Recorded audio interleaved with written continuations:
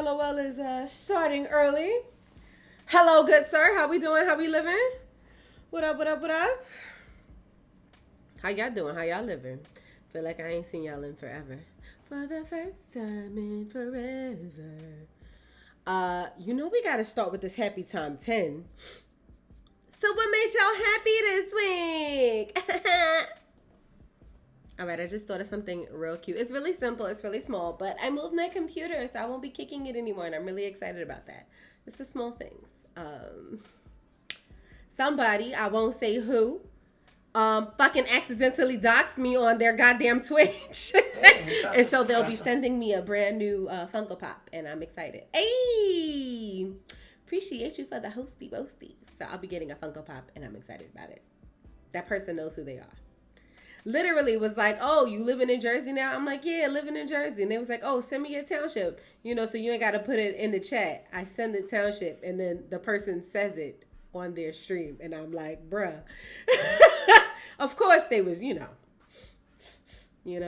So I can't blame them too heavily, I suppose. But I got a free Funko Pop out of it, I think they wifey like me. I know she do. She cute. She cute. She cute. I'm cute. We gonna be cute together. It's cool. It's good. Wonder who it was. Lol. Wonder who it was. What made y'all happy this week? What put y'all some joy? What put a smile on your face? That put a smile on my face. That was funny as fuck. That was funny as hell. What made y'all happy this week, y'all? What brought you? Yeah, I wonder. What brought you joy? What brought you joy this week? I will keep singing off key until somebody tells me what brought them some joy this week, and I don't think anybody wants that. Nothing really made us happy. Well, not us. I can't speak for everybody.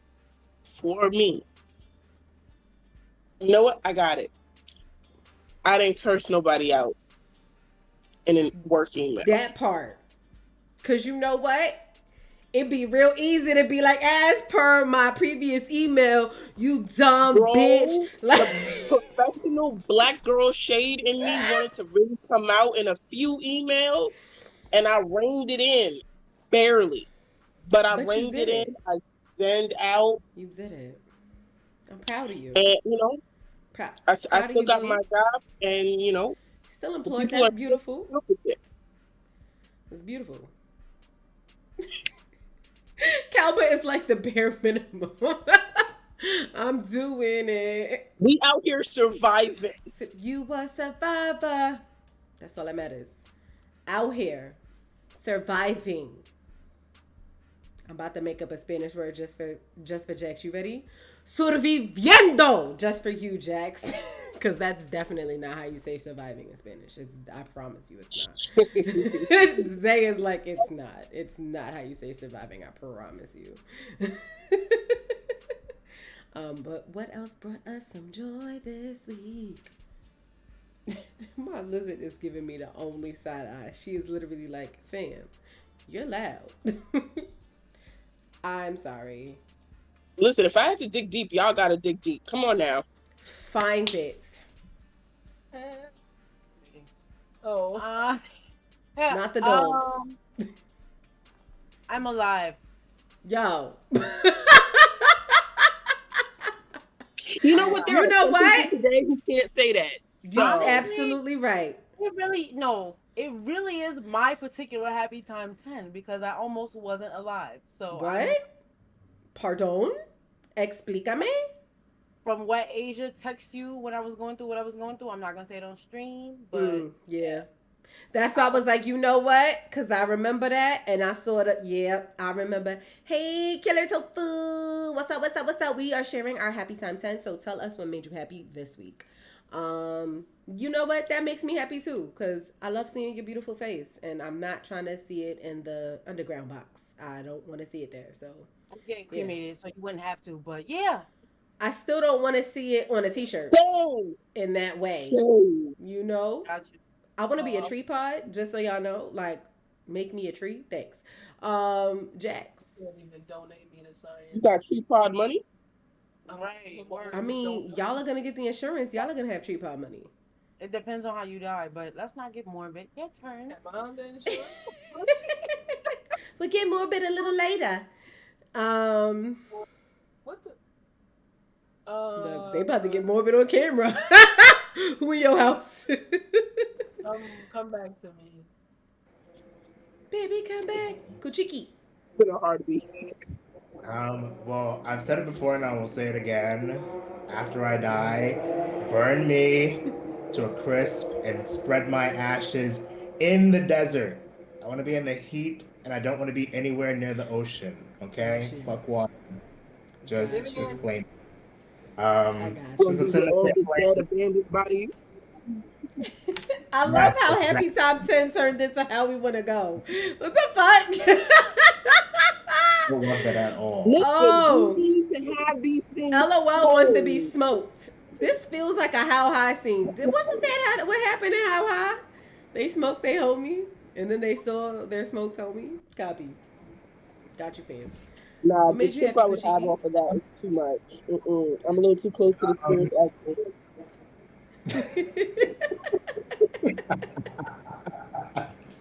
What is wrong with your hosts? I'm sitting up here playing with scissors. I'm happy I got this scissor pack open. I like to cut things, I like to shred things up, and now I have not one, oh wait, you can't see it, not two, not three, but 4 pairs of scissors. This pair Can I is have like one extra. pair? You can have, I'll get you your own pack. I need Thank some you. time with these. Because I only got one Okay. one pair, and like it doesn't do it for me. Like it doesn't really cut stuff. Like, and I'd be upset. Because then I gotta It's go not find good. my box cutter, and it's just it makes I opening got you, all man. these boxes a task. But I'm happy that you're happy with all your different types of scissors.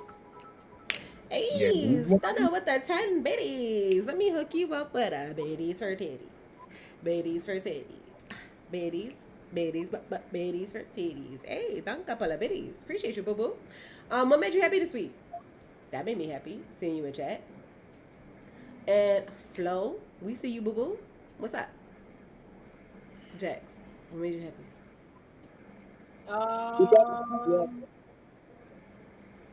What made you happy? I'm What dead. made you happy? I'm just. What? Jax, why are you like this? You had all this time. I don't really have many things. You that make me had happy. 7 days. Nothing extravagant really happened. It don't have to be extravagant. It could be something little. I had a fire cheeseburger. You know what? What There was we on go. this fire cheeseburger? Tell us more. It's everything. It had everything on it? Jalapenos? Jalapenos? Nah, who the fuck? No, I didn't have jalapenos, but it had, Then it wasn't a fire cheeseburger. No jalapenos. that's doesn't go on a cheeseburger. First off, debatable. Oh Lord. It is very debatable, but it's not going on my fucking. Then it wasn't. I said what I said. If it's not spicy, it's not fire. I'm listening. Cheeseburger. I started my diet this week, so my cheeseburger was So the then- highlight of my week. That sounds well depressing. Hey, you moved and you found a cute bookstore. Bookstores are great. Yes. What is your favorite part of your new bookstore? I need to know. Does it have like a cute little ass nook? And what is the favorite part of your bookstore? Tell us. So, you know what? Now that I'm thinking it, because I definitely just told you it's the little thing that matters. So let me tell you some little tiny joys that happened to me. I found a cute ass ramen spot, spicy ramen by the job. So I'm really excited. If I do have to go back, I got a cute spicy ramen spot by my job. Sis, if you have to go back, we got a spicy ramen spot I would like for you to try with me. I know you're a ramen snob because you actually had like real legit ramen. Because my sister's giving me the face like, I don't want this American shit. Please just try it with me. I see your face. Please try it with me. Ooh, a reusable bag that they sell. Ooh, and if you fill it up, 20% off. You know, first off, I'm filling it up. Like, what is an unfilled bag? Yes. Hello, goddess. Hello. We're talking about what brings us some joy this week. So tell us what brought you some joy this week. Having a daughter brings you joy daily. So tell us what brought you joy in addition to your beautiful daughter this week. So that brought me some joy, the spicy ramen. I went to my corner store by my job, you know, getting my breakfast, Sammy. And I was telling him, hey, this is my last week of work, so I'm trying to do some slight music education with the kids. And I was telling him all the music artists the kids didn't know. And he was like, damn, girl, that sounds stressful. Here's the free Fireball nip on me. And he tossed in a Fireball nip in my bag. For free, and that brought me some joy. So I, of course, had to put it in the car before I went into the school building because, you know, your girl can't lose a job now. Can't get fired. Can't have that happen. So I had some cute little things happen to me this week. That brought me some joy. And then I found out that I live pretty close to a Popeyes, and so, you know, I can get my spicy little chicken when I want to. So there you go. Also next to a Hennessy store. Wait, you're next to a Hennessy store? No, you are. I'm next to a Hennessy store? I don't drink Hennessy, but I know some people that do. So when they get their shit together, and it's, you know, when they get their shit together and come they ass out their Jersey, because I have offered to, you know, if your partner over there, Jax, gas and tolls ain't free. You know what I mean? You know. As Jax shakes her head. You know, see how Jax says, this is why we voted you off the island. We just trying to get Zay lit. And you over here like, nah, we trying to have Zay be sober Sally for a whole ass month. Look at how Jax treats you. Look at that. Get a new one. Get a new one. When did we agree to sober? When Jax said she wasn't paying gas and tolls, it's just a measly $20. Oh, I'm drinking right now. Wow. Well, hold up. Let me get caught up. Let me go get my little cooler out the fridge. I'll BRB while your hosts introduce you to what we finna talk about this week. I don't know. Who's going first? What game-changing thing are we discussing first?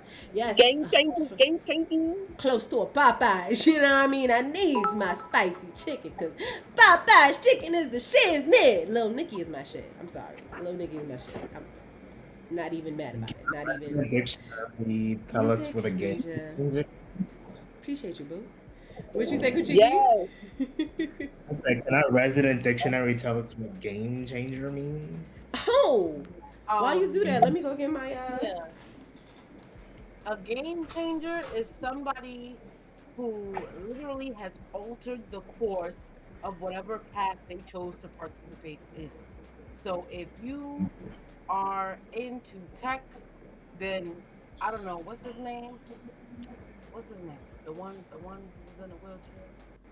Stephen Hawking? Yeah, he might have been a game changer for you.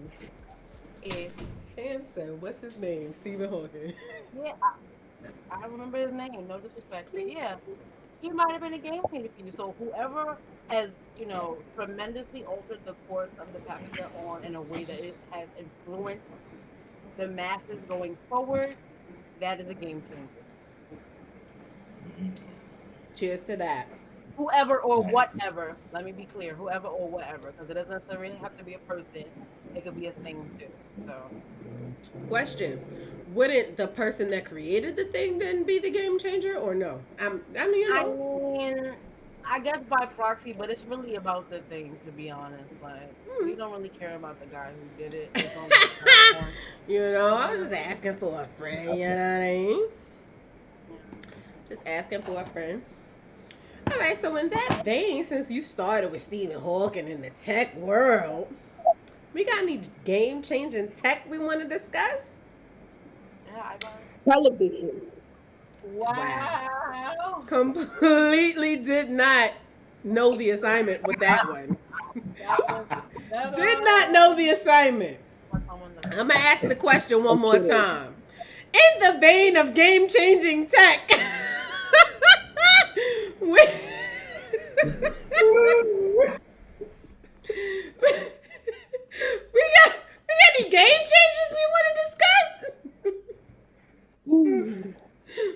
All right. So for me, because obviously it's going to me first. Like I never start, but whatever. The game changer for me would be like the whole iPod line. Like that was what took off tech. Like we was starting, we was going here, and then the iPods dropped, and it was like mic drop right there. Steve Jobs took it to another level. Like Rip. crazy. Oh yeah, that's right. Rip the Damn. geyser. Can I ask a question? Why? Okay, because first off, I can't even remember which came first, the iPod or the Zoom. I'm sure I'm The age. Shut up. The iPod came first. The iPod came first. So why was the Zoom not a successful competitor? Because it was a fail. It was a flop. It What? just, What a, You can't just be like, because it's. What about it was She not? said that with her I don't soul. really. I couldn't even tell you why it flopped. Like I Okay. couldn't tell you the tech reasons why it flopped, but it was like I don't know how to explain it. It's like I really can't even explain it. But like literally Apple like stole the like had the monopoly in that space. Like if you didn't have an iPhone, you was looked down like a brokey.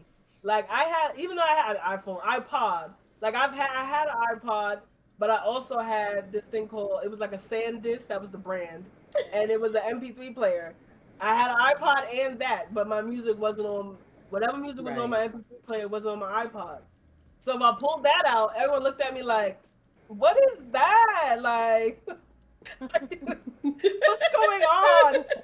So like the iPod was like the status symbol. So like boom. the Zoom was for people that were really tech heads, if you would think about it. Like Gotcha. that's why it flopped, because it literally was for a small bracket. But then once the iPod Touch came out, then it was like, oh, the fuck is a Zoom? And honestly, the Zoom was not as, well, for It me, was really bulky. yeah, it wasn't as pretty as the Tofu iPod. just said that. Yeah, Tofu was just like the Zoom was ugly and less intuitive. Yeah, that's what as I said, it was for someone that understood how to get around. Other than like iPod and Apple in general is for the simple person. No offense, my iPhone users, but literally it was made for the people that really don't give a shit. Like, does it work? Does it do what I needed to do? That's Gotcha. it. That is why the Apple line is so popular, because it's for people that don't really want to learn more shit. They just want to be able to pick it up and use it. Got you. Yeah, the iPod started out bulky as shit, and then it got slimmer. And then once the Nano came out, I was like, what? Like, Wow. I have all my Nano. music on this little shit. I don't have to do anything. And then the little shuffle, that shuffle was nasty. The first shuffle that just had the play button and the volume. I don't know why people want that shit, but it was for the people that like to work out and just wanted to clip it on them and go. So Apple had it on lock. Like that's one thing I can say. Their advertisement team, Yeah, them commercials was lit. Those commercials was lit. I don't care what you say. advertisement teams will make you think you were buying the top of the line shit. And to this day, it's still It was break dancing in the commercials and shit. It was a vibe. they still got it. It was a vibe. It's really just the advertisement. That's what took them over. But yeah, because after the iPod Touch, everyone was like, imagine you could make calls on it, and then the iPhone came out. That was it. Oh, I mean, there was remember other that shit was like black or something, right? Yeah, The first one. there was other black. touchscreen devices like what is it? The G1, I think it was called, by Motorola. They came out first, and then the iPhone came out. But again, the iPhone was Did it better. looking back. That shit I was don't ugly. appreciate the shade, ma'am. iPhone did it better. Damn. I mean, they Don't get me did. wrong, because I'm Galaxy gang till I die, but I'm Right. just saying, like, iPhone really ate this shit up. Like, there was no competition. Like, I know they said they're supposed to be not a monopoly, but They're Apple not. beat- They're still not a monopoly, but they Apple- have the American market on lock. Yeah. That's what I can say. Yep. Like, I just remember, like, okay, fuck, I'm fucking dating myself. But I remember the transition from the cassette player to the CD to, like, always being frustrated. Shut up! And and always being frustrated and like you're skipping ass music to then having this thing where like shit doesn't skip and like you can do whatever you want. And like I remember being like, this shit going skip and like shaking it to see like is it really, and like, oh shit, it really don't skip. And like you can really have like way more than the 12 songs of a CD on this tiny ass device. So it was like, damn, like, oh, they meant what they said. Oh, okay. And then it was like, do I still have to pay for this music? Let's see. Are there ways to maybe get it for the low low? Shout out to LimeWire and gang, you know. Hold it down. Always Right? trying to finesse the system. So it started like revolutionizing our access to other content. And it was just like, oh, okay. All right, some doors then open now because it's no longer like I gotta have this tangible thing to, you know what I mean? To have like I gotta walk around with like the CD. Oh God, the fucking CD book. That shit was and then don't let me get a scratch because now I'm ready to fight. Like, and it definitely revolutionized. Somebody's character by what they had in that CD book, though. Like you couldn't just have garbage in there. You had to like. It needed to be decked out. If I came to your house, if anybody in my family came to your house, we were looking through the CD book for real. And you better First place I'm going. What you listening to? What you listening to? And now I can't remember the last time I actually bought a thing because now I stream everything. I can't remember the last time I actually paid for an album. I think the last album I paid for was Aaliyah's. The last or Ayala's. I'm crying. Was No. Don't do that. Don't do that. We won't acknowledge. Don't do that. We can't. I'm not even going. Crying? Or maybe it was Britney. Nope. It was Blackout. Circus was the last CD I bought. Yes, Brit. And at the time, that was still you still had iPods, but I was buying that CD. Yeah, you gotta go out and support Brit. You gotta pay.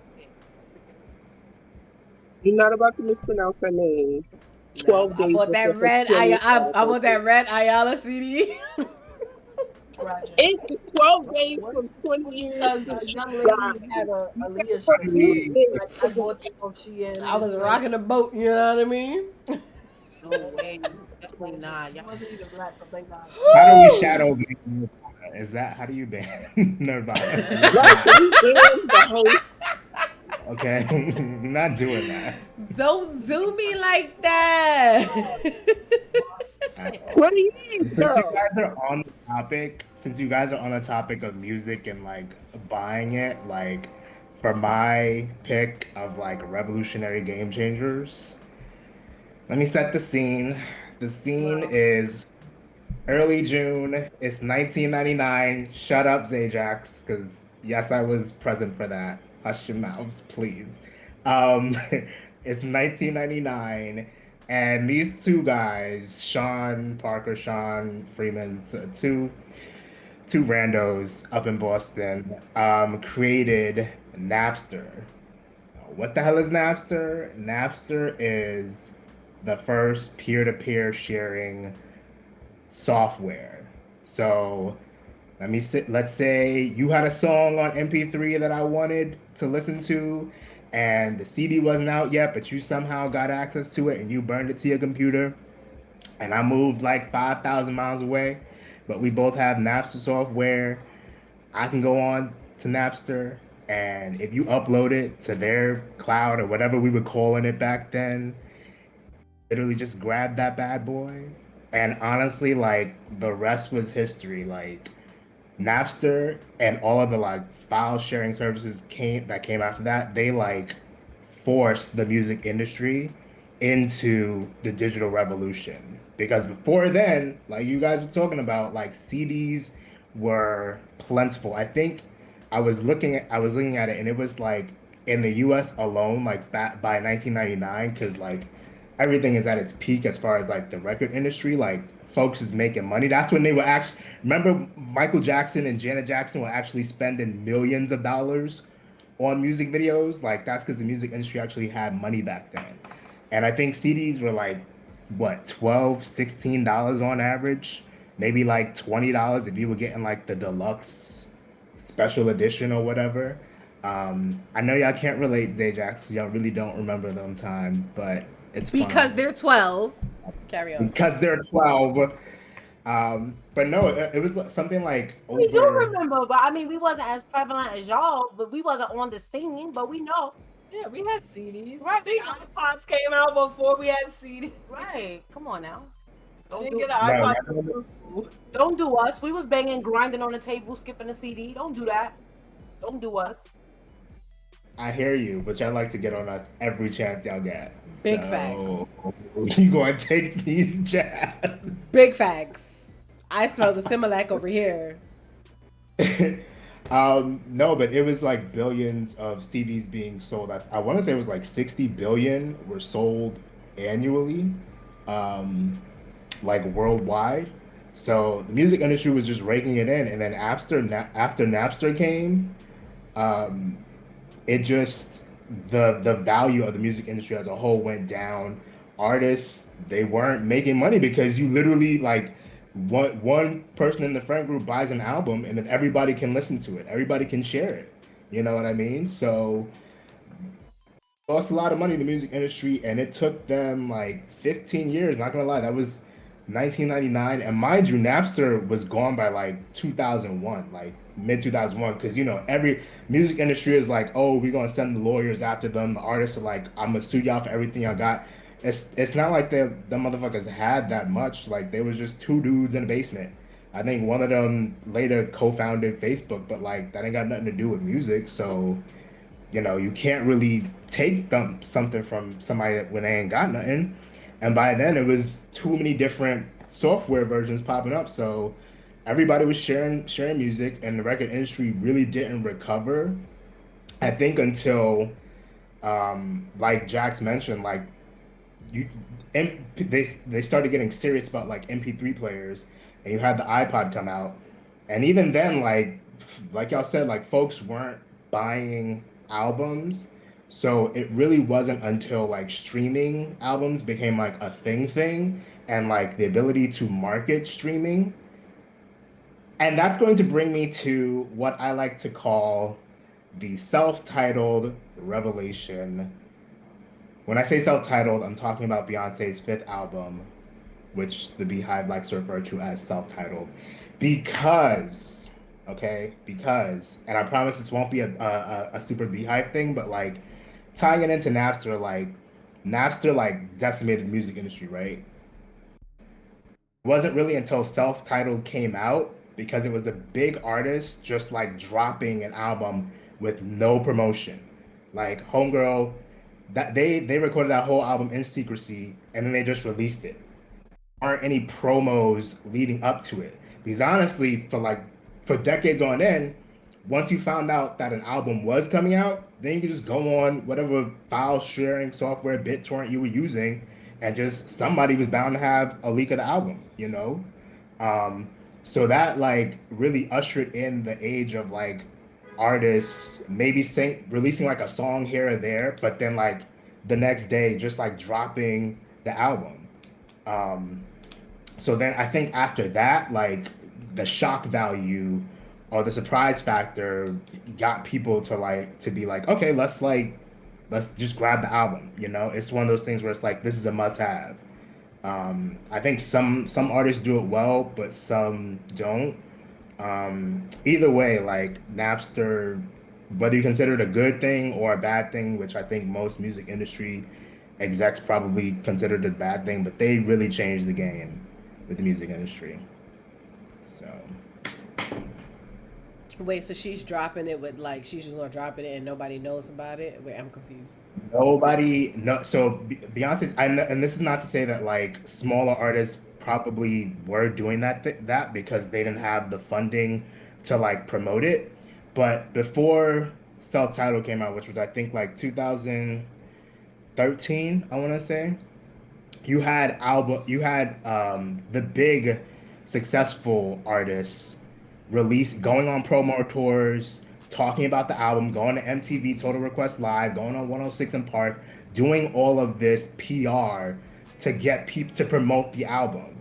But during that time, like, yeah, you can promote the album all you want. I'm still just gonna go on, I don't know, name a file sharing software thing. I was using BitTorrent a lot. I'm still gonna go on BitTorrent and see if the album leaked yet.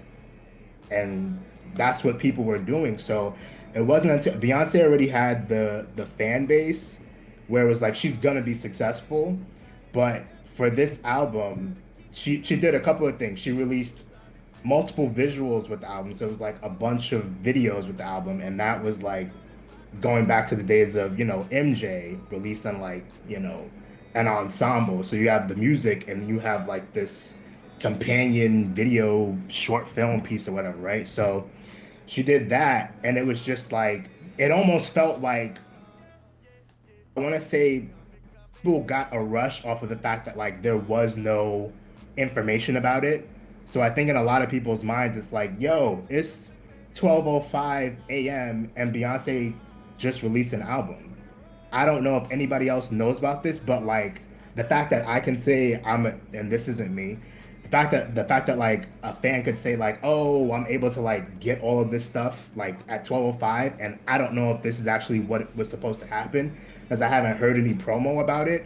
I think that's what got people like riled up. Like, yo, we suddenly have all of this new content. Like, let's just grab it. Let's buy now and then think later. You know what I mean? So I think that was really kind of like what saved music industry, because after that, like, artists just stopped. Like, you wouldn't hear about a song until after they released it. But I mean, they stopped doing all the promo tours. They might show you like a 2-second clip on IG or Facebook, or Twitter, but then it's like the song is getting released like 2 hours later.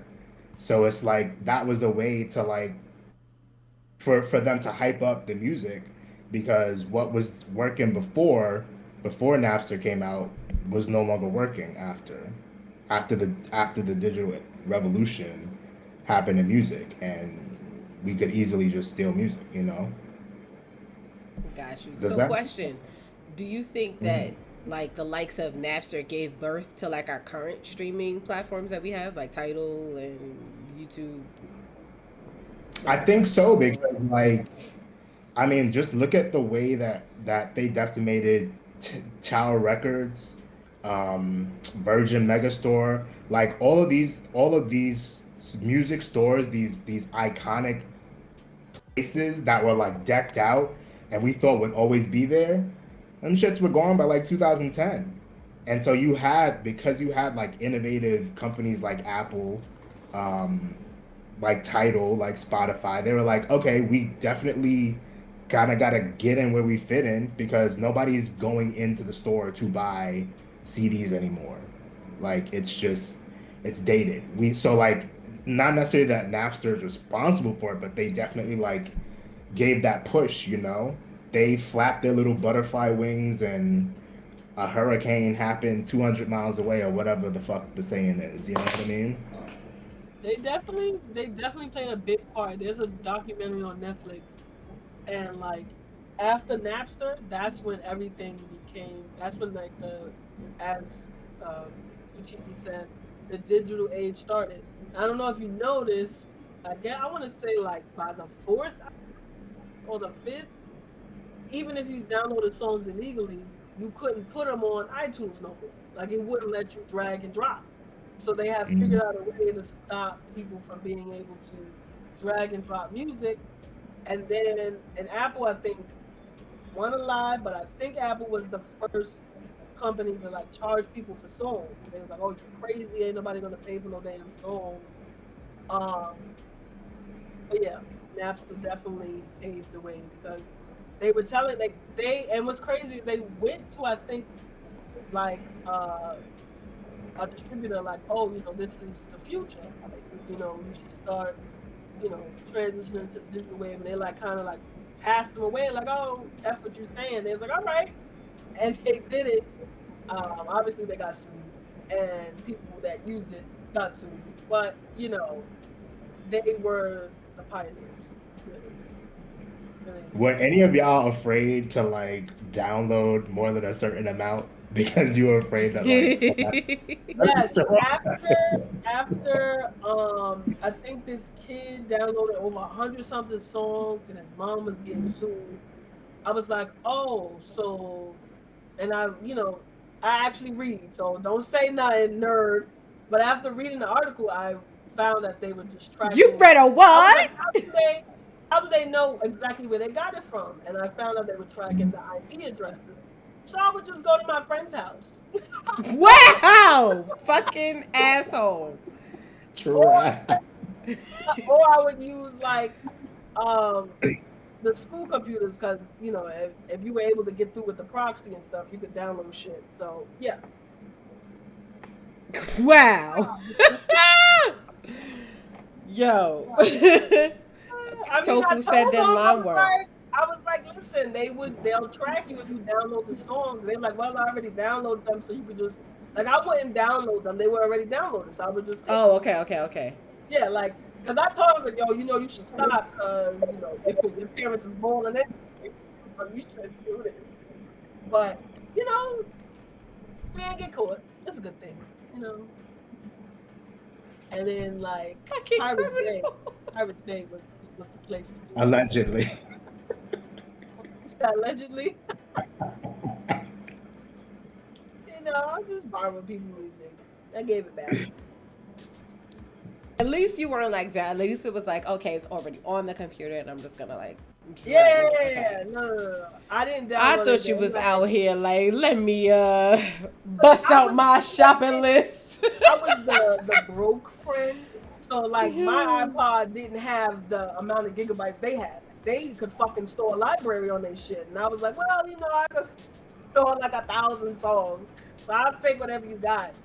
Yeah, I was that person too, where I would just like, whatever you have, gimme, cause I don't even at that point I was still very new to like understanding how computers worked in general and like what can I do, what should I not do, and I'm still scared to this day. Like I'm still terrified of I'm gonna break something. I'm scared, and I don't want to break nothing. So it was very much, I would go to my brother's house and I'd be like, drag and drop your library, thank you. I go to my uncle's house, drag and drop your library, thank you. But it was never like, I'm going to have it on my own computer. No, because I'm terrified. I think everything got a virus. I always think everything going to blow up my computer. I'm scared. Everything did have a virus. Every fucking thing. It really did. Like, I ain't gonna, if you didn't have virus protection, you was downloading shit from LimeWire and your computer didn't blow up, you are just one of the lucky few. I'm not even, like, I lost 3 laptops by 2010. And you were still downloading after that? You bold. Well, I ain't paid for this. Listen, Joanna the scammer. Yeah, but, and I would just blame it, like, I was techie, so I was like, oh, this is a shitty computer, it's because you didn't pay that much, that's why it broke,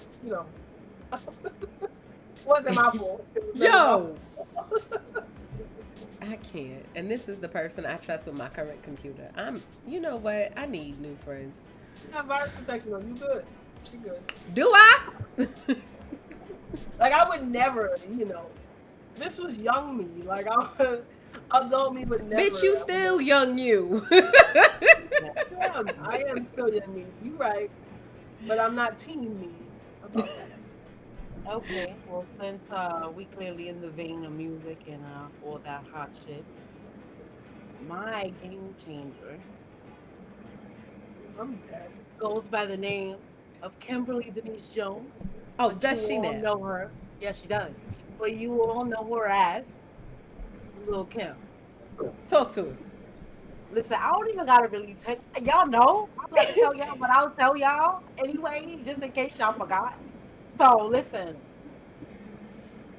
it was a beautiful day in the early '90s in Brooklyn. Everybody minding their business, Diddy out here scouting like he be doing, and he saw this little 5'11" little feisty girl on the block next to the people that was shooting. Fam, you said 5'11"?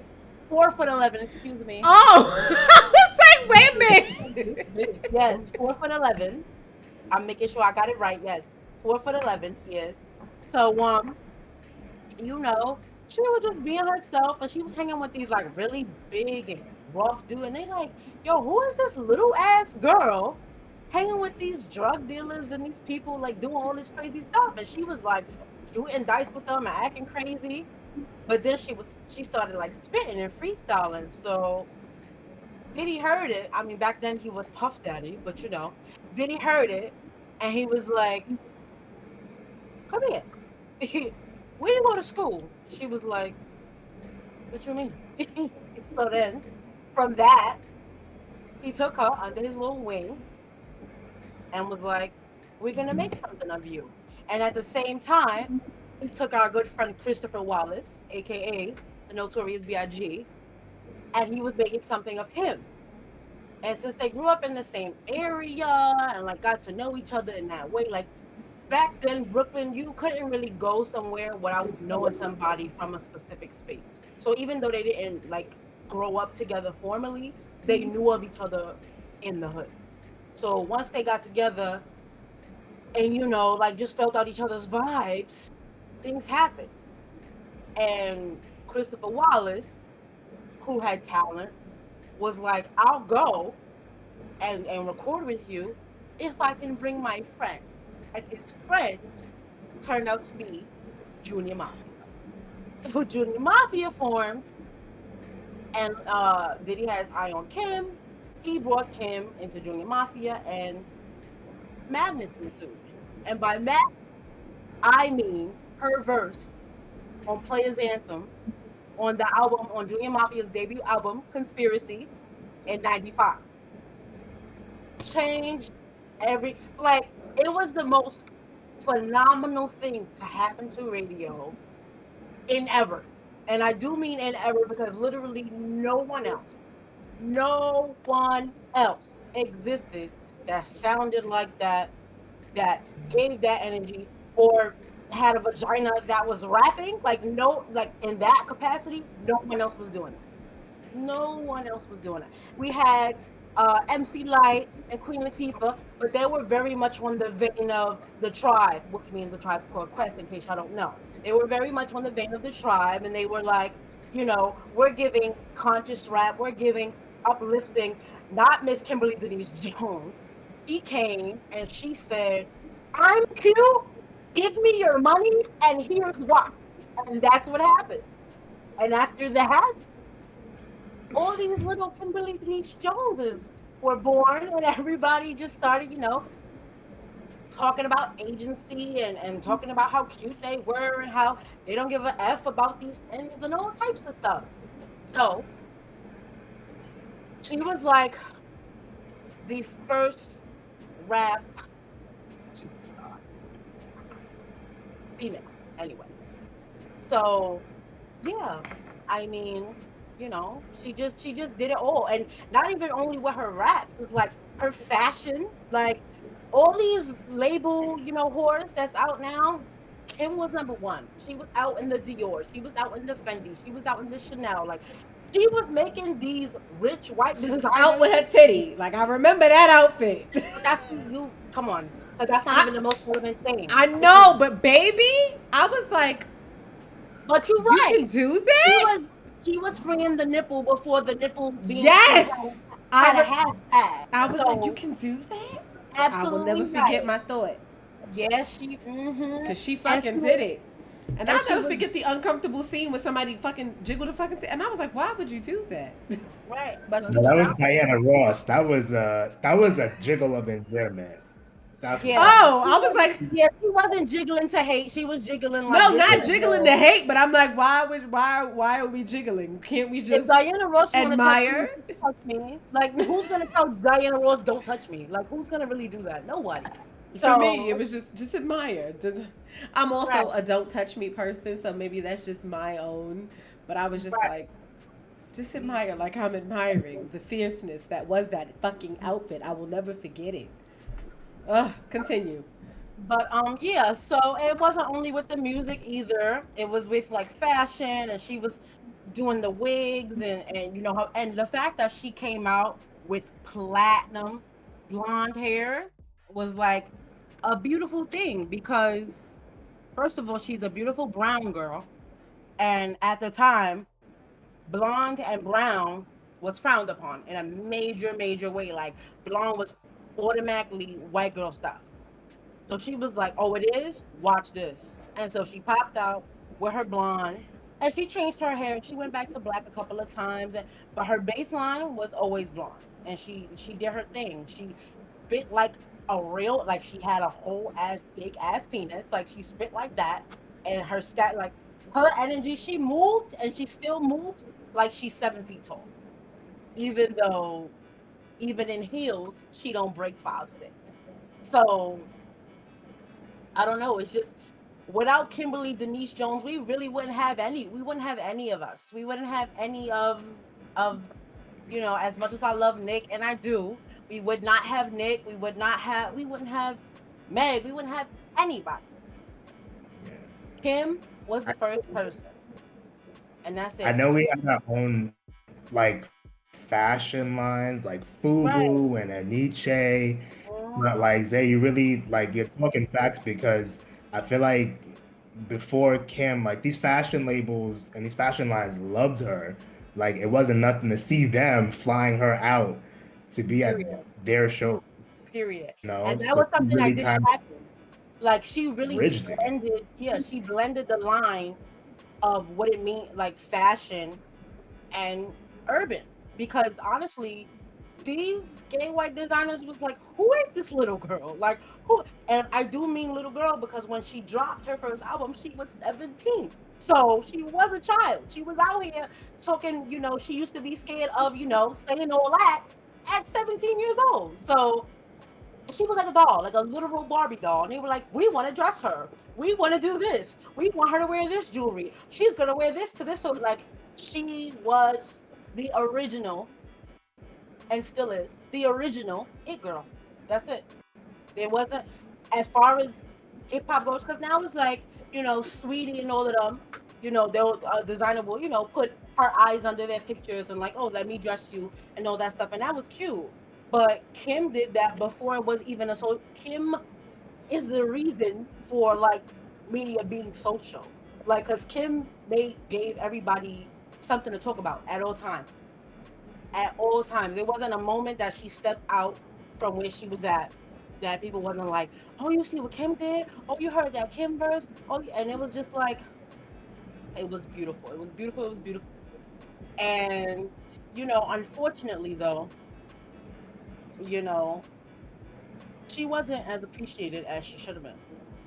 Like we appreciate her now because there's so many of her now, honestly. But at the time, as lit as she was and as much as I adored her, I fell in love with Little Kim the first time I laid eyes on her. But because, being a young black girl in this industry and seeing who's the favorite and who's not, and my lighter skinned counterparts, like, what is it? Charlie Baltimore were more favored or whatever. Like she had a hard time. So, people talk bad about Little Kim now, and I don't allow it. There was no Little Kim slander in front of me. I don't even want to hear it. I don't want to hear nothing about nothing because y'all don't know nothing. So I just want to make that clear. But yeah, she had a hard time. But that doesn't mean she isn't the reason for all of this. The reason for when it comes to these women rappers, they have to know. They have to know that they would be nothing without Kimberly Denise Jones. And that's just it, period. And not for nothing, if we're really talking about it, her sound and her way of being was the first way of being to actually get a modicum of respect from a male rapper. Because before it was like, oh, she's hot because she's cute. Until she opened her mouth. Until she started saying, they was like, oh, I'm afraid of her because she can eat me up. Like, if we battle rap right now, I'm losing. And that energy, oh, you just can't forget it. You can't, and she don't got a prissy voice either. She don't eat grunge and all that. Like, that was just it. Like, Quiet Storm, it just all about the Benjamin. First of all, her verses, she would say a verse first, and then they would make a song. Literally, that is why All About the Benjamins exists. She spit her verse, and they were like, "Hello, Jadakiss," and that was it. Like it wasn't nothing to it but to do it. She literally just encompasses what it means to be not only a pretty girl, but like a pretty girl who is not like everybody else, and I'm gonna come out and be myself, and was never afraid about where she came from, because Kimberly Denise Jones was dirt poor and never was ashamed of it. I never was like, but when she got that money though, you know what I mean? Like when she got that money, she made it known. Like I earned every dollar. I did everything I had to do. And some men in the industry, they take advantage of her youth and her love for the artistry, but that never really stopped her from being who she was. The only issue I have ever had with Little Kim is that she doesn't know, and she still doesn't, how much of a star she is. That's the only issue I've ever had with her. Beyond that, she literally, her heels, everything, the way she walks, the way she flips them 30 inches, all of that is carbon copied by the women that exist today. Do I still listen to the women that exist today? Absolutely. But they know, they know what they got. They know, they literally, it's like as if whatever you guys are passionate about, if somebody wrote a blueprint for you and said, hold it, use it, tweak it, make it work for you. That is what Little Kim did for the entire female rap industry. So that is why she's a game changer. That is why she is one of the greatest gazelles to ever exist. And that's it. That's just how I feel about it. Gazelle. I love That's it. You Yes, ready she for my is. questions, BB? Yes, I'm ready. Now, one of the questions I was sitting on was, I distinctly remember Foxy being similarly provocative. Mm-hmm. Why did Foxy not take off like Kim? Why was Foxy not as I, game changing as Kim, in your personal opinion? in my personal opinion, right? Yeah, let's really talk about it. In my personal opinion, Foxy didn't pop the way Kim pop is because you can only have one pretty girl from Brooklyn exist at a time. You can only at that time you can only have one. You can only have one, and um, even though Kim was brown, Foxy was browner. Like it's just certain things that was going on at that time, and they were just like Kim is the better choice, which is shitty because Kim. And then they like when Foxy did pop and was making her music, they tried to make it seem like they had beef, and Kim was like, "No, like, what are you talking about? There is no beef. Y'all are just saying that because we are two people who have vaginas. We do not have beef, you know." So they're both from Brooklyn. They're both mad talented. They're both mad gutter. It's just Kim was the easily sellable option. So that is why Foxy didn't pop as hard as she did. Because Gotcha. in 90s era music, you couldn't have more than one. Granted, there were a million rap groups and rappers out popping, basically rapping the same lyrics, the same song over and over again. But God forbid two women exist at the same time. Of course, we have to make them enemies. Like, no. And that still happens now, even though the window for how many can sit at the table it's big now, but it's still like y'all can't exist unless y'all don't like each other. Y'all can't exist unless y'all are going back and forth and saying how much this person is whack or whatever. But yeah, Got you. My next question: what would you say is some of Kim's most game-changing lyrics or bars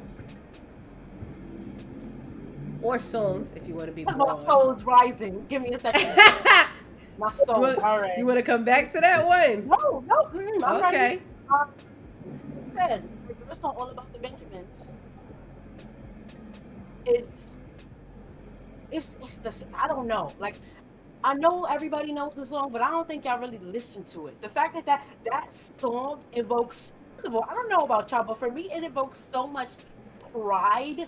First, the sirens, the alarm of that, it's like, woo, woo, woo. You hear it, it's immediate. The pride that rises up. And the fact that before she raps, there's like 3 or 4 men that go before her, and then she goes and it makes the song. It's want to rumble with the bee, huh? She's asking you, do you want to rumble with me or not? Like, throw a hex on your whole family, dressed in all black, like the Omen. Like, and then I can't even do it. And then if we just go to the end of the verse, she says, only female in my crew, and I kick shit like a N-word dude. Pull the trigger too. Fuck you. You see what I'm saying? So she's making it clear.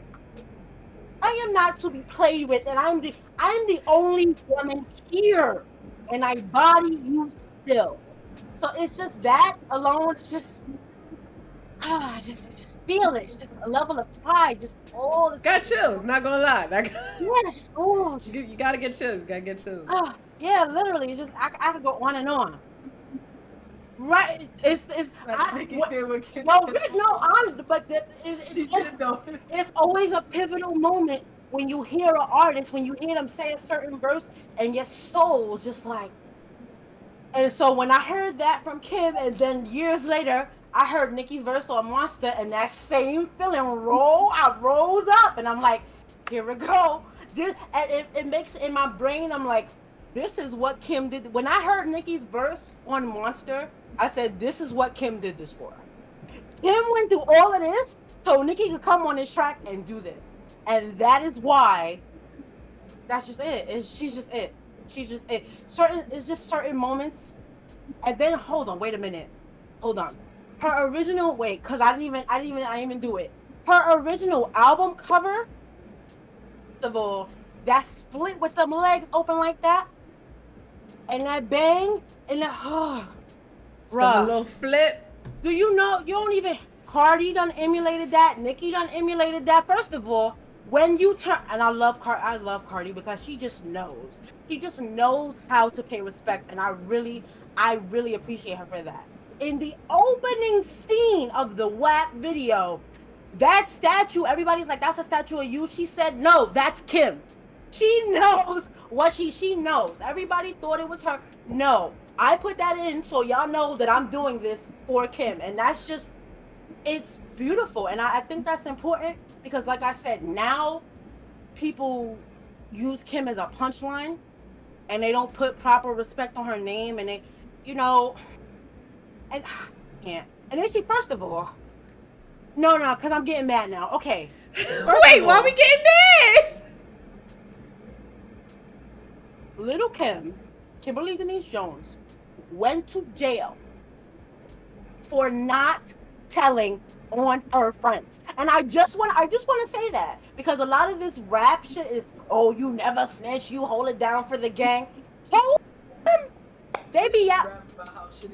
Yo, I'm not saying don't do it. I'm about to say the verse, so don't do it. Do not do it. So she goes to jail for not telling on her friends. And when I say her, I'm not just talking about friends she met as she, she blew up and people. No. If we talking about Kim, we gotta really spill tea. She went to jail for not snitching on Junior Mafia. Let's really tell the truth. Cause Junior Mafia, besides Biggie and C, well, C's he was like a rapper, but he really just wanted to be with Biggie because that was like his best friend and his idol. He looked up to him. But Junior Mafia, I don't know if anybody knows. Allegedly. Okay, fine. Allegedly, Junior Mafia was nothing but gang members. Nothing but, like, at the time they was called guerrillas. Like, they were really out here moving and living the thug life, okay? So allegedly, and Kim was with them. You know what I mean? Like, she's like, these are technically my brothers, so we're gonna ride or whatever. But Kim was the only one who got caught on her charge.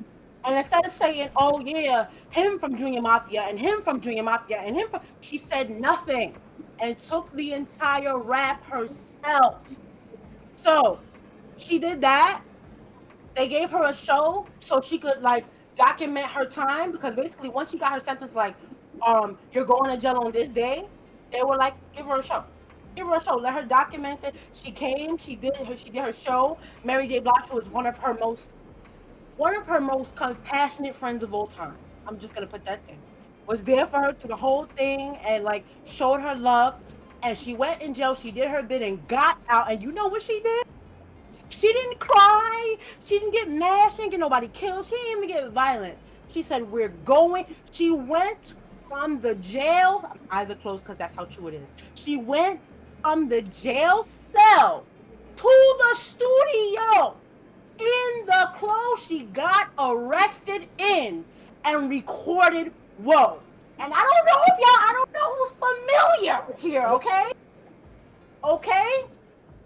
But if you ever heard "Whoa," then you know that was a complete and total diss track to Junior Mafia, and that was it. I don't care what nobody say. What? I can't even really say that. She said some bad words where she said dumb blanks. They did something that they can't undo. And whoever riding with them, they can get one too. Like, bro, come on now. Come on. Brooklyn style, that's how we do it. Real gangsters and ain't got to prove it. Bro, you come on. I can't.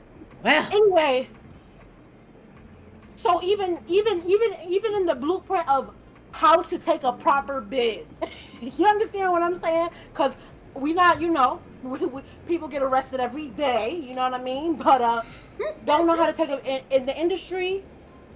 It's big canary energy, if you get where I'm going with that. Not Kim. Big canary energy. Kim said canary. All right, Tweety tweet. That's all I'm gonna say. I gotta say it the right way. I can't say it the way I really want to say it because it got some bad words. Tweety. But big canary energy. I'm just saying, but not Kim. She didn't play like that. She got out. She made an entire album, and most of that album is violating each and every person that let her go down without. And when I say they let her go down, like, I don't know. For some celebrities, once you go to jail, your career's over. For real. Like, that's really how it is. A lot of the time, like, because if you have to do more than, like, what, 6 months or a year or whatever, a lot of the time, people forget about you, too. The music world moves on without you. She made sure. Every day she was in there, she was like, yeah, let me write this down. And not for nothing, people loved her. And I don't know, I think that's something that doesn't really happen like that. Like Beyonce got that kind of love, Nick got that kind of love, but like the love people have for Kim, there is nothing she can do that would make people be like, it's over. Like, you know what I mean? Like, so even though she's literally a felon now, that doesn't change anything. She's still little Kim. She's still little Kim, and she will always be. And she got a daughter now, so it's just like, it's just good things. Yeah, she has a child. All of that shit. Yes, she has a daughter now. She had a... Yes, she does. Who the daddy? Like, I can't remember his name right now. Some producer she was dealing with, but he's not really relevant to the story. But no one remembers. He's not. But I'm just so proud of her. Like, she is the first thing I saw that made me proud to be me. Like, she's literally the first thing I lay eyes on. The very first, and I probably shouldn't. I probably had no business, but I seen her and I was like, that's it. That's the one. She's it. That's the one to be. That is the one. That's it. And she struggled, and she went through some hardships, and people didn't appreciate her, treat her right always. Even my beloved Christopher Wallace ain't do right by her, but that's another conversation for another day. But yeah, it's just it, and she'll always be it, and I won't tolerate no slander. I don't give a fuck what you got to say about what I don't care. I want no slander. Well, nah. No slander. No, we not get cut through this. Yeah, no little Kim slander around me. I will not tolerate it. That makes me fight. Like, we will not have it. Gotta watch Black Panther one more time. Yeah, I can't do that because for me it was like it's on the same vein of how like they did Whitney, because Whitney's an icon and put out the hits and gave love, but as soon as she had some adversity, as soon as things started changing for her, like, she was the butt of all the jokes, and I just don't like that, because it don't matter what you go through in your life. An icon is born, not me. She came out great. You know what I'm saying? So, Big facts. and nothing she do to herself or anybody else could change that. So that's it, and that's all. Thanks for coming to my TED Talk. Thanks for having us, BB. Well, in the vein, since you left us off with how she did a bid, let me keep that energy with some criminal talk. The game changer I went with was John E. Douglas. Have you heard of him? Since I'm a nerd, I definitely put together a PowerPoint with some visuals. So we're going to show that right quick. So bear with me, y'all. Visuals. Some visuals. Give me 1 second. 1 second. Can I, if I share my screen? No, because then y'all will see it. Chat won't see it. All right, 1 second. So we're going to move this over. Can I minimize you and make you bigger? Present that. Boom! Game changer, Johnny Douglas. Let me move my face out the way. Because I'm too big for no goddamn reason. Can I make me smaller? I did. All right. Game changer, Johnny Douglas. So, for those of you that have ever seen a TV show, it's one of my favorites. It's called Criminal Minds. It's kind of based off of the work of John E. Douglas. They got a little closer when they made another TV show on Netflix called Mindhunters. Holden Ford's character, who is pictured here by an actor, I forget his name right now, but that actor there is meant to be. Thank you, Juniper Riddle. Appreciate you. That actor right there is meant to be John E. Douglas, meant to portray John Douglas. His transition into the FBI's criminal, well, actually, he started the profiling that we see on Criminal Minds, and he created what we know to be criminal profiling as it is today. So the real image of John Douglas is on the left. The fake image from Mindhunters, the actor, is on the right. So here's a riddle. It's a little bit of text. It's okay. It's okay. Let me move myself again so you can see. It's a riddle. A girl, while at a funeral of her own mother, meets a man she didn't know before. She thought he was amazing and believed him to be the love of her life. However, when he left, she realized she didn't get his number. A few days later, the girl killed her own sister. Why did she do it? My fellow hosts, why did she do it? Why did she kill her sister? Why do you think she killed her sister? Take a guess. Take a guess. Fellow host, why do you think she killed her sister? Y'all really not gonna guess? That just slapped me upside the head. I wasn't expecting that sister to come on. Take a quick guess. It goes in line with a quick presentation. It goes in line with it. Juniper got it, but don't look at the chat. Don't look at the chat. Don't look at the chat for the answer. Guess. The sister was talking to the guy. That's one. And she got jealous. Well, clearly, it has to do with the fact that the location. So maybe Okay. death is the only way she could see the man again. No. Okay. Jax, Kuchiki. Jax is getting water. That's why we got the keynote. All right, Kuchiki. You got a guess? If you ain't got a guess, we can move on to the actual answer, and I'll move us through. Juniper already know. Kuchiki, you got a guess? Or you like, nah, come back to me. There you go. All right, so the actual answer, as Juniper pointed out, is that by murdering her sister, she hopes that she sees the guy again. So supposedly, if you work out the motive, you too think like a psychopath. The answer, typically, they suggest... Yeah. So that means you don't be hype about that. That means you think like a psychopath. Crazy. The idea is that it used to prove back then that you thought like a psychopath. It has since been debunked by psychologists, mostly because some of them still think that kind of tells them stuff. But it was this thinking that helped John Douglas kind of see that, hey, when he started interviewing a lot of serial killers, he started seeing that a lot of them had certain tendencies. They had similarities. So as I talk and explain some things, you're going to see that in the works, the things that he put together, he kind of worked out a manual that kind of helps the police officers, the investigators, classify them and find them a lot faster than what they used to do before. So I'm going to give you a little bit of background information and then explain why he's such a fucking game changer and why I am obsessed with his work and why I too wanted to be an FBI profiler. Right.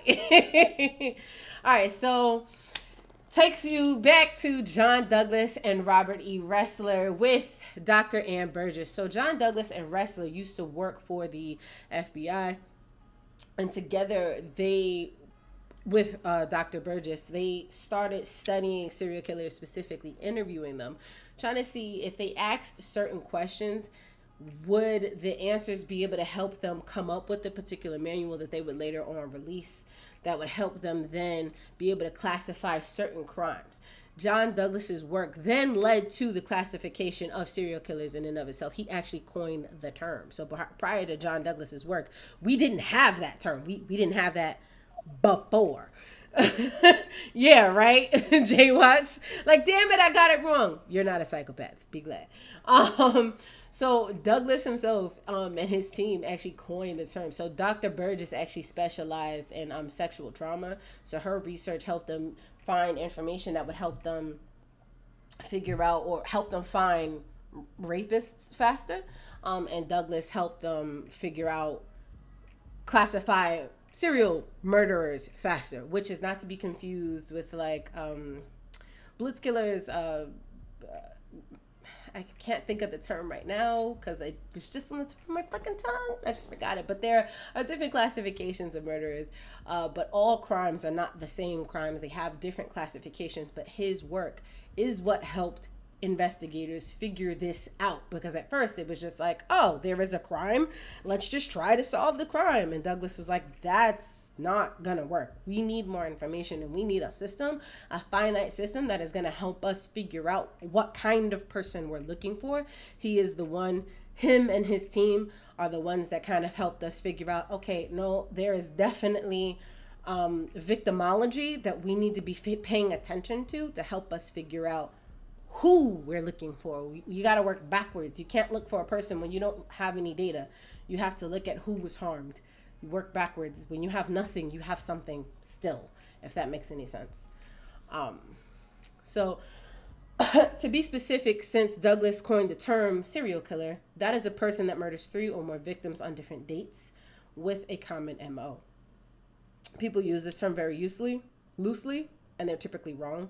So that is the actual definition of serial killer as per Douglas himself. He got that from the McDonald triad of serial killers, and that typically stems from bedwetting, cruelty to animals, fire setting, which you see in young children first, and then they usually grow up, and then these are usually the signs that tell him, hey, this person is going to do a thing. So he posited, hey, if you see this typical behavior in a young person, generally they are going to veer in this life of crime. So if we can interject before that happens, we can avoid them becoming a killer. Does that mean that if they suffer from these 3 things that they will for sure be a serial killer? No, but it means that if they have these 3, we might want to pay a little bit more attention to avoid these 3 things. The images I'm going to show you are actual images of people. So if you are sensitive, look away. One of the first people he ended up interviewing was the likes of Edmund Kemper. Initially, it was always thought that people that commit crimes are of low intelligence, and he learned. Thank you, waifu. He learned from interviewing Kemper that, contrary to popular belief, killers can be quite intelligent, and Edmund Kemper is actually a genius. The only reason he was caught is because he turned himself in. Otherwise, he'd have never been caught. In fact, first time he was released from police custody? No, he was actually institutionalized, and he convinced his psychiatrist at the time that he was fine to be let go from his institution when he had the head of a 14-year-old girl in his truck. And it was Douglas's work with this killer that let him know, no, there are actually highly intelligent killers that will... Waifu, why? Now? You do this now. Right now. You do this right now. Yep. Okay. Okay. So Douglas's interview with Kemper revealed that killers can actually be highly intelligent and organized. So it wasn't the blitz killers that the police were accustomed to working with. They always were under the assumption that these guys are not intelligent. They work in like opportunity, and Kemper was like, no, actually, very intelligent, very planned, very organized, very efficient. I'm not going to do this because that's dumb. And then Douglas put together a profile based on victimology from him. He learned that oftentimes when you're dealing with a serial killer, they have a specific victim in mind that they are repeatedly killing over and over and over. Would not have found that out if Douglas did not decide to work with serial killers, if he did not decide to interview these guys and try to come up with this manual to help them figure out, how are you guys operating in the world? Like, it sounds terrifying and horrible to have these conversations, but this information was revolutionary in the criminal investigative world. It helped them find guys faster because they were able to figure out, what do these victims have in common, so we know who we're looking for, we know what they're doing and why they're doing it. Joseph Kondro, the ideation was always that if you're a serial killer, it's because you come from this broken home and you have this terrible upbringing, so you got to look for the damaged background. Quite the contrary. Yes, he was given up at birth, but his foster parents actually were middle class and they treated him very well.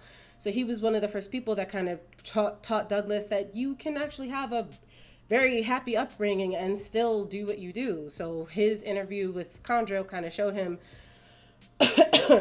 that there are exceptions to the rule, and his interview also from Kondro taught him that sometimes they work in a pool of opportunity. Kondro targeted young girls, and he typically targeted the young girls or the young children of his friends. He would make friends with parents so that he would have access, because as he told Douglas, if your daughter sees you trusting me, they are going to trust me. So he learned from that.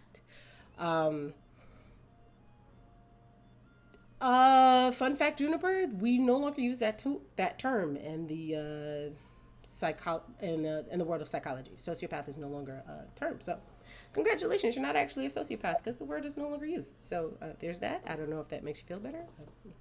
But yeah, so working with Kondro kind of gave him that insight that no, every psychopath, every serial killer does not come from a broken home, and every person does not commit crimes of opportunity. Sometimes they create their opportunities like he did. Joseph McGowan was one of the few, he actually has a law created after him and Son of Sam.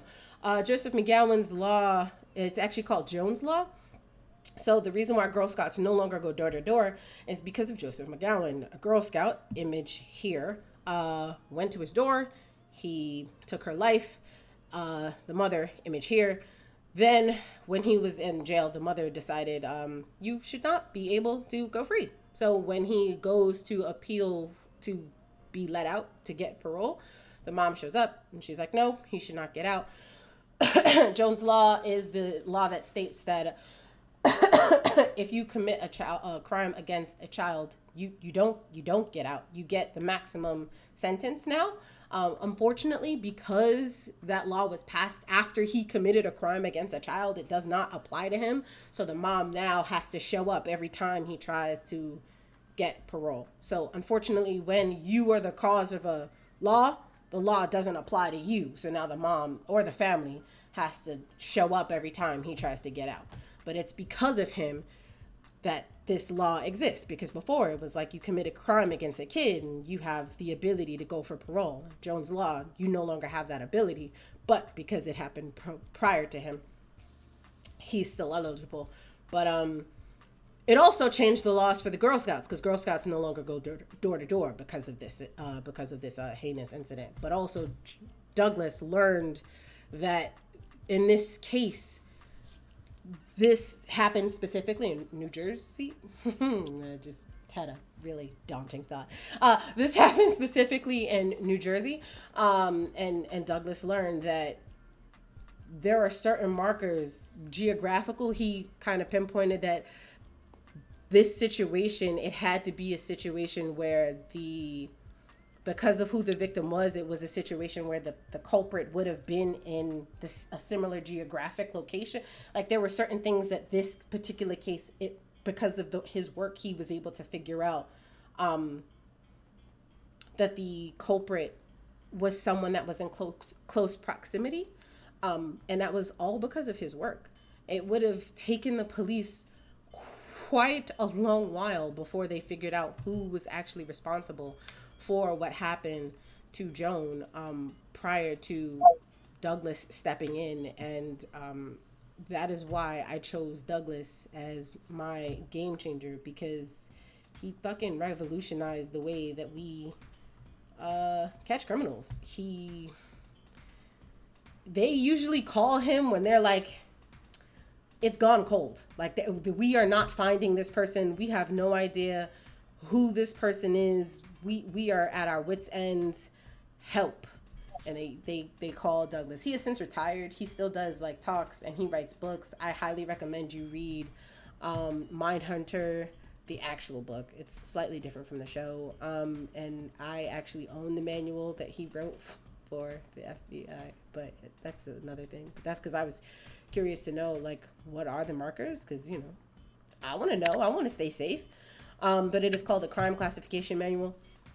That is what he put together after, like, extensive interviews with, like, all of these different serial killers, and not just serial killers, but different, like, offenders, to help him categorize different crimes in general, so that you can see, like, what are the markers, like, what are the common traits among these offenders, like, what do they have in common, what are the things to look for. And it helps you as, like, just a regular pedestrian stay safe.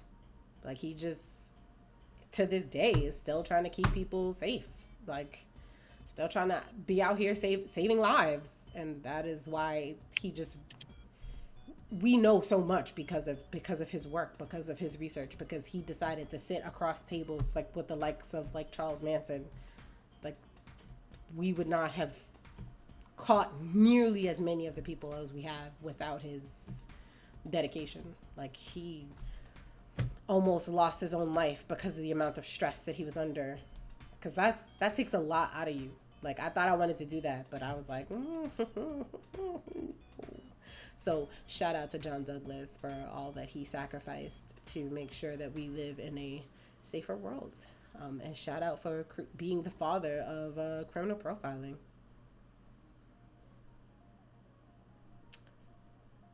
That's it. Any questions? He is the GOAT. Definitely. Because we know so much more about, like, it just, finding people are so much. There would be no first 48. Like, it would be like the first 2 weeks. Like, we wouldn't be able to do half the shit we could do. We wouldn't even know where to start. Because, like, sometimes you get to a crime scene and there's, like, you don't know, you have no evidence. You just have a victim. But because of his practice of, like, you could solve this using victimology alone. You could get someplace with victimology. We could get someplace with victimology. You could use that thinking to find your guy. Like, that's how he found Wayne Williams. When everybody thought it was a white guy, he was like, no black kid is getting in the car with a white guy in a black neighborhood. That's not happening. And he was not wrong.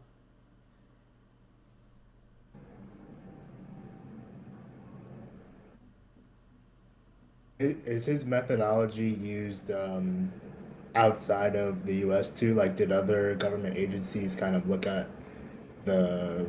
what he was doing here with the FBI and say, like, maybe we can, like, did they ever, like, outsource him or anything like that too? Yeah, yes. They definitely He trained all like internationally. He definitely started to teach classes outside of just the U.S. So his reach is international at this point, because that is it works. He's not wrong, and his methodology is backed by the science. I got you, Lowell. It's backed by science, so it's not like, oh, I just have a thought, a theory. Like, he studied this, he did this for years, prior to implementation. I got you on that Comic-Con at the end when Calba goes, but I got you on that. I have a question. What's up?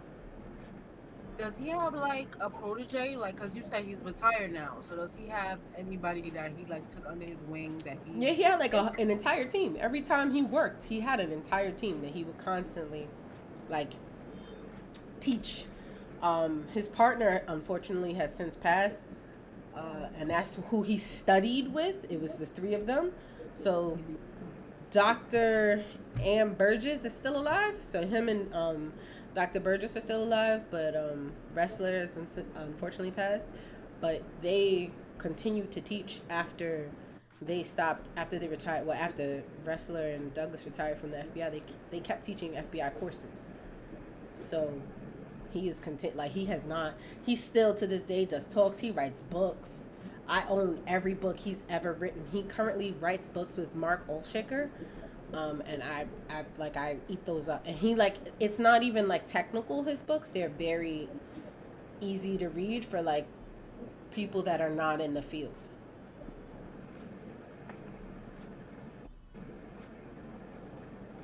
I got a question. What's like a fun fact about John Douglas that's like you wouldn't expect it? It's not even like in any way related to like serial killers. Because I hear this and he did great things, and I'm just like, what kind of kid was he to then turn into this person who is able to sit in front of a serial? Because I know I can't sit in front of a serial killer. Like, it wouldn't even dawn on me. Like, I don't have the cojones. So now I'm just like, okay, well, what childhood did John Douglas have? Like, was he like the nerd, or was he like the jock? Was he a comic book? Like, who was John Douglas before he was John Douglas? When you read Mindhunters, he does talk about his childhood a bit, and he does talk about being less smooth than what is portrayed by his character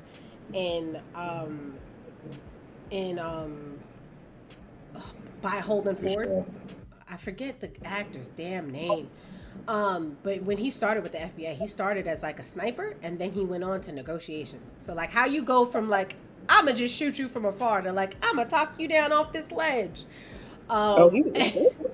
Yeah, he started as a sniper, which is like, what? Like, how do you go from like shoot to kill? Like, yeah, like for me, like, how do you make that transition? Like, how do you just, for me, how did you make that transition? Like, how did you go from one to the other? Because he was a killer himself. No, I'm kidding. I'm done. But that usually is. Usually you gotta have some of the traits to be able to identify. But he does talk about not being as suave as how he is portrayed. And then he did talk about like having like marital problems when he was trying to hunt these people down, because he's got kids, and it was like there was an incident, and I don't want to spoil the book because I want people to read the book, but there was like an incident that like threatened his actual family, where he was just like, it was like, do I gotta give this up, or do I like what do I do? And so you gotta read the book. I definitely highly recommend reading. If you want to know more about John Douglas the person, read Mindhunters. If you want to know more about the actual work, like what he's done and like who he's spoken to and what he's learned from that, read Killer Across the Table. But like, yeah, like it doesn't, like what you read from Mindhunters, you don't see this coming. Like, he seems like he does seem like a nerd. Like you don't, it didn't see, it was like he didn't know what to do with himself. So he was like, I guess I need a job. I gotta pay bills. I guess the FBI won't hurt. Like that, it's like he tripped, slipped, and landed in the FBI, and that's how this happened. Um, and Okay. then and then he went on to like literally revolutionize how we find people.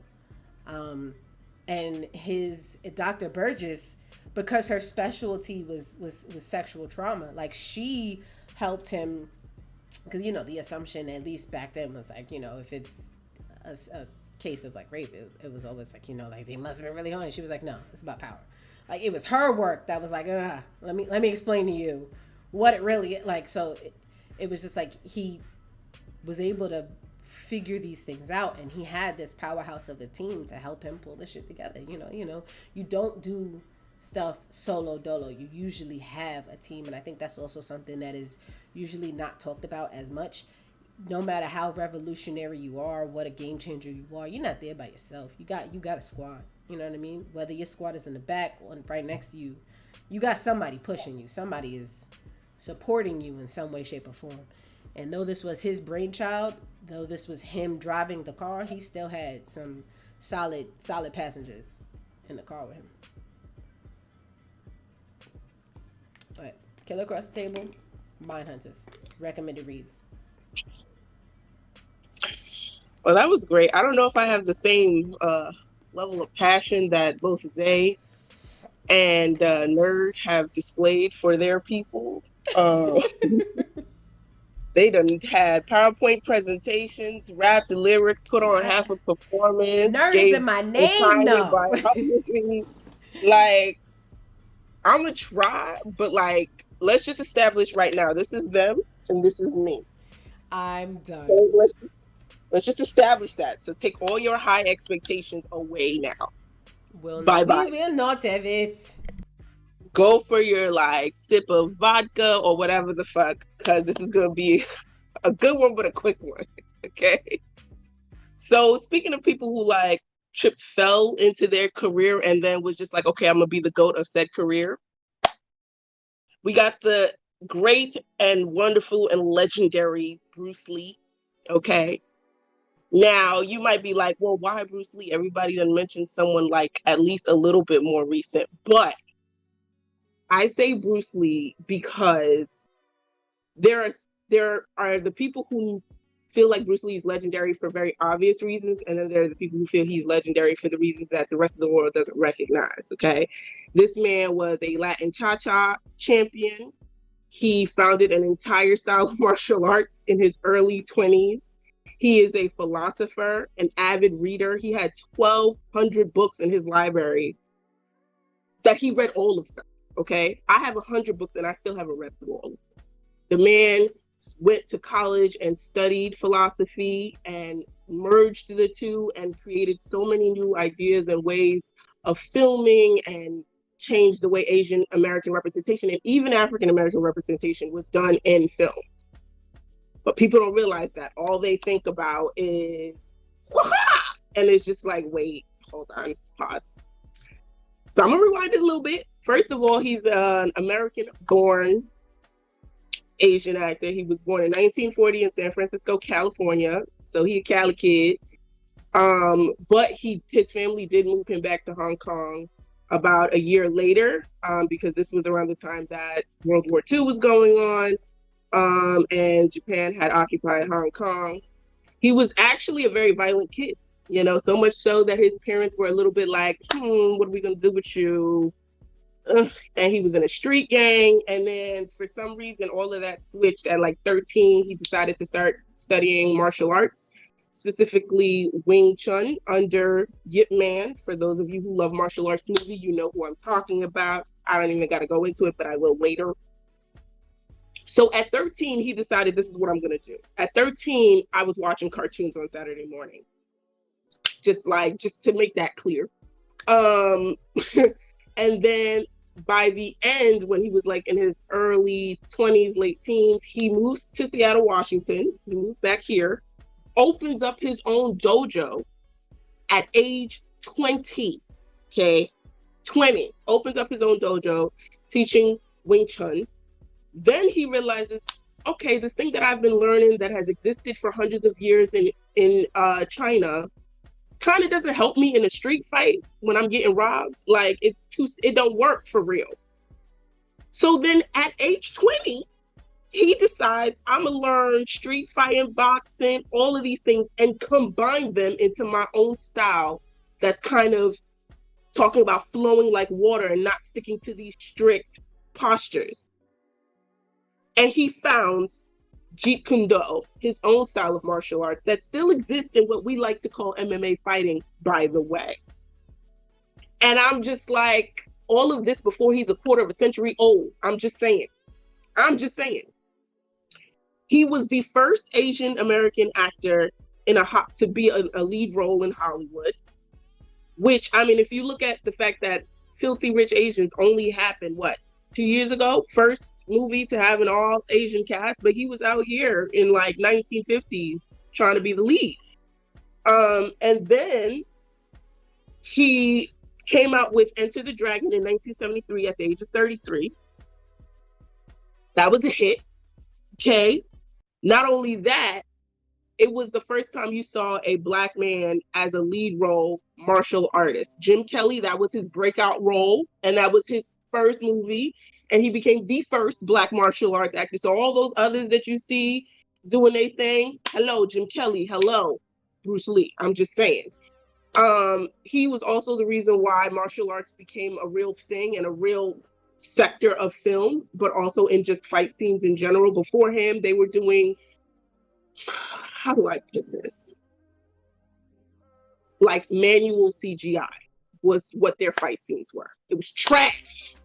And he's the one who really led the change in pattern to really having martial arts. It's why you have martial art consultants coming to the set to make sure the fight scenes do great. I mean, my sister introduced me to Raid, and that shit was crazy. But there would be no Raid, okay, without Bruce Lee. I'm just saying. So, and there would be no other actors that we know like Jackie Chan. I mean, Jackie Chan was only born 14 years later in Hong Kong after Bruce Lee, but his biggest hit didn't come until 1998 in Rush Hour. And his first film wasn't until 1980. 8 years after Enter the Dragon, Bruce Lee's big hit, okay? So without Bruce Lee, we would not have Jackie Chan. Now, Jackie Chan brought his own little different dynamic, you know, that was very separate from Bruce Lee, but like nobody would have been checking for Jackie if it wasn't for Bruce Lee. I'm just saying. And then, you know, and then he also had a lot of influence as in martial arts. I said with the MMA fighting, he invented the 1 punch and the 6 punch move. Like, first of all, he made it so that his punch has as much effect if he was winding up to punch you as if his punch was right here. Like, he would still push you back from right here. Why? Because in a street fight, he realized trying to get into your proper position ain't gonna work. So I need to be able to punch you from right here. And then did the shit. He had like no fat on his body. The man was, whenever you talk about willpower, okay, the man trained his body to be sharp like a fucking knife, okay? He made sure there wasn't an ounce of fat that wasn't unnecessary on his body. And he trained his mind, which most people don't realize that that's the thing he did. They thought he was just this martial artist who just screams a lot and fights. No, the man was very, very smart. And like I said, an avid reader. And there's a whole philosophy that he incorporated into his martial arts as well as into several books that he wrote. Yes, he's an author. Okay.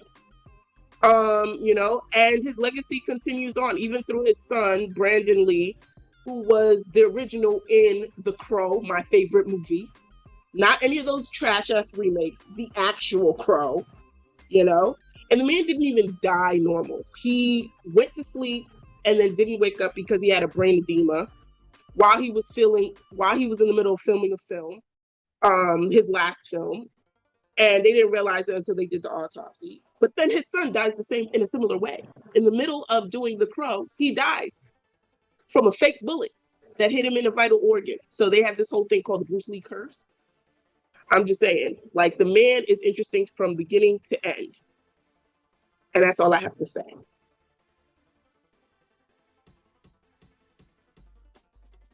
I just want to say for the record that she definitely started this off talking about some. I'm not gonna have the same amount of passion as they in. Wow. I didn't say not the same amount of passion. Your control. I'm sorry. I'm Did she not- not say those words? I'm not going in as deep as y'all with like. I don't know. Because I feel like you went deep as hell. You went Very deep. good. Bitch, you went to the Earth's crust. You did real good. And I love me some Bruce Lee. I really Hell do. yeah. I was very excited to see his name. I'm like, yes, let's talk about Bruce for real, because he's really that guy. He's the guy for real. Hello. And I just want to touch on something, because I don't know how, like, you touched on the fact that he's influential to our community as well, and I want to touch on that. This is why I love him. He was the first person to integrate another culture into our culture, and I feel like that's really important. Like, kids wasn't trying to be like nothing, like, I don't know, Irish or whatever, no disrespect to the Irish or whatever, but we saw other cultures and was like, we better than them. And then Bruce Lee got on TV and we was like, we want to be him. He's out here wilding. I want to do that shit all the time.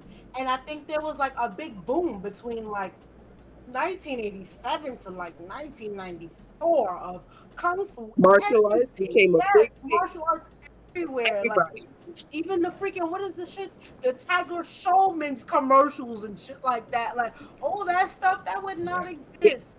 It freaking. I forget what NBA player studied his form of fighting. And that's the thing. His form of fighting, he only licensed like 8 people to teach it. 8 people, and those 8 people continued it on. And there's an NBA player, an OT NBA player, who's actually licensed in Bruce Lee martial arts. Beautiful. Bruce is that guy for real. He really For sure. is. He really was. Nobody else has a character modeled after them from Street Fighter. Like, Legit. and this was long after he passed away. Long after. So- Way after. He was a huge influence for Kobe Bryant. That's who it was. He was a huge influence for Kobe Bryant's Mamba mentality. That came from Bruce Lee, bro. I'm just saying. Like, he was born 1940, but he's still here. Like Tekken made law after. Yeah. Like, I'm obsessed with martial. Yeah. He just said Tekken made law after Bruce. Yeah, I Lee. was about to say that. So he's everywhere. He's everywhere, and I think by definition, just to sum it all up, this is what a game changer is. Long after they're gone or retired or stop really being prevalent to the scene, their impact still is so potent and Heavy. present in the day to day, and that's what makes the game. Like, is Yep. Johnny Douglas. We do crime the way we do because he existed. Like Lil Kim, we listen to music the way we do because she existed. Like iPods too. Like that, all that, everything that we talked about is the reason why we live life the way we do today. And I feel like that is what like the summary and the energy and the aura of a game-changing entity is. Yeah. I mean, and just to touch on it, he was the first of him and in martial arts to kind of do the inclusivity, because even his master and other traditional masters didn't want him teaching Americans. Like the tradition was, it stayed with the students. You didn't go around sharing martial arts with people. And he did that even against his own master and others who were like, bruh, you're giving away all of our secrets. Which you can understand, especially with the conversation about appropriation and shit, why, that's just something you don't want to do. And the fact that he did that in his 20s, and I just like, it's that, man, and he did. And I mean, we had Ip Man and Donnie Yen because of the interest in Bruce Lee. Like, I honestly, love don't him. feel like, I mean, Ip Man had his own influence, but it was more recognized on the Eastern part of the world than it was here. I think people here's interest in him was stemming from their interest in Bruce Lee, and like, who taught Bruce Lee? Who taught the famous Bruce Lee in the first fucking place? And without that, we wouldn't have Yip Man, we wouldn't have Donnie Yen, being who he is. Like, I mean, it just goes on and on. The list doesn't end. Sure fucking does. And that is a wrap for today's episode, y'all. Game Changers was This is some shit. This is some hot fire, y'all. I'm gonna wrap us up with Lowell's Comic-Con, my comic fact that I'm gonna bless you with, since we talked about some game changers, and I feel like that's godlike. We're gonna talk about Storm right quick. A fun fact about Storm is that she is an Omega level mutant who gets stronger if you pray to her. She can Omega level mutant, for those of you that don't know, means that nobody knows just how strong you fucking are. Her power is actually classified as atmokinesis, because she controls the weather. She actually controls the elements. There is a scene in a comic book where she's battling someone in space, and she sucks the oxygen out of their space shuttle to kill them. She can also breathe underwater. So she Storm's kind of dope. She's my favorite. She's born in Harlem. She fire. She a fire John. So she's also a game changer. One of the first black superheroes ever created. It doesn't matter that her and Black Panther didn't survive. They were or whatever. But the writer of Storm is from Brooklyn. Okay. Good night. God bless. First off, what you not finna do? This is what we not finna do. This is. First off, we not doing that. We're not doing that right here. Okay, fam. We not gonna do that. Okay, because she is Storm. The character is who I love, and the character born in Harlem. Okay. Because you was online with us to get his signature. You love the guy? What are you saying? Rest in peace to the geyser. The character who I love is from Harlem. Say anything right now. He love him some Harlem. That's why he made him from Harlem. He do. He does. Nah. Shout out to the GOAT. Hold up. Since we that's a game changer too, but that's we can have a whole episode on him. Don't even shout out to the GOAT. Shout out to my the GOAT. son Stanley Pop. Yes. Love it. Let it go. We miss you every day, bro. Every day. You didn't even buy me a pop. That's crazy. I'm dead. Didn't you get some? Time out. Let's talk about the disrespect of you being online to get the SIG in a fucking Batman hoodie. I wasn't wearing Batman. There was someone. Yes, you was.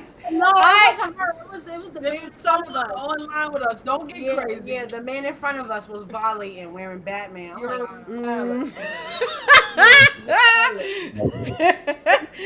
In my story, it was you. No, ain't no angel. I'm dead. In my story, it was you. I'm normally Why you look so angry? Bye, Subin. She disrespectful. Going to get a Stan Lee signature in a Batman hoodie. The disrespect. Forever and always. Our world wouldn't be what it is without them. We appreciate them. We really Big do. facts. We gonna rock out with this thick ass raid. We gonna raid on some stunner specs right now. He out here playing some Monopoly Plus. And then we will see y'all next week when we play something. Probably one gotta go. It's Jax. Jax gotta go. We gonna give away some shit. I don't know. We giving away probably some more books. I don't know. We'll talk about it. We'll figure it out. We giving away some shit. We playing some shit. And we'll see y'all next Friday. Alright. We love y'all. Who the hell keeps calling me? Peace.